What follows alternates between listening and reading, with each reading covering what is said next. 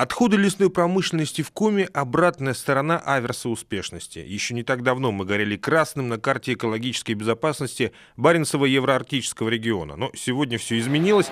В отличие от большинства регионов страны, в Коми уже есть своя программа поддержки и развития биоэнергетики. Логично теперь уже рассчитывать примерные объемы производства. Речь в первую очередь о пеллетах и гранулах.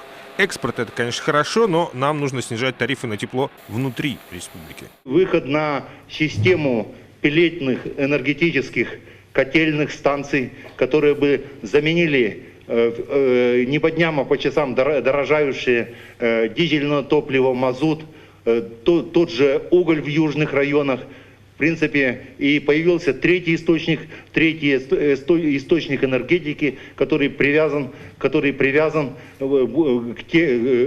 точкам переработки лесных ресурсов и к южным районам, где другое топливо является неэффективным. Как, по сути дела, мы сегодня четко понимаем, что нам в Обьячево, в Усть-Куломе, в Летке нужны собственные пеллетные котельные, которые позволили бы значительно понизить тариф для населения и найти более оптимальный источник сырья.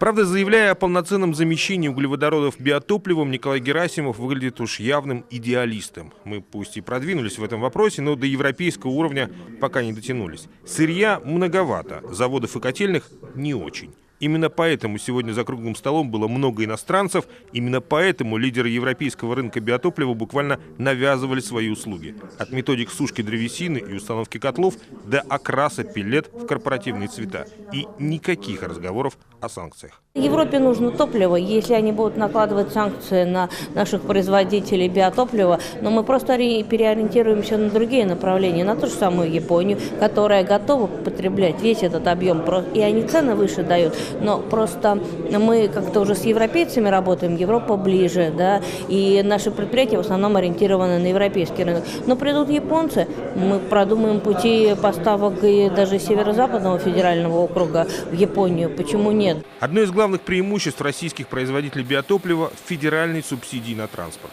80% расходов правительство страны обязалось компенсировать, будь то Германия, Япония или Южная Америка. Были бы объемы. В России уже научились топить и птичьим пометом, и торфом. Мы же не столь кардинальны, а пилки как-то роднее. Европа заявляет о потребности в 80 миллионов тонн. Для нас пока что эта цифра, конечно, космос, да и цели у Коми пока другие, только внутриреспубликанский спрос. А там, глядишь, и об экспорте можно будет подумать. Максим Васильев, Олег Юшков, телеканал Юрган, Сыктывкар.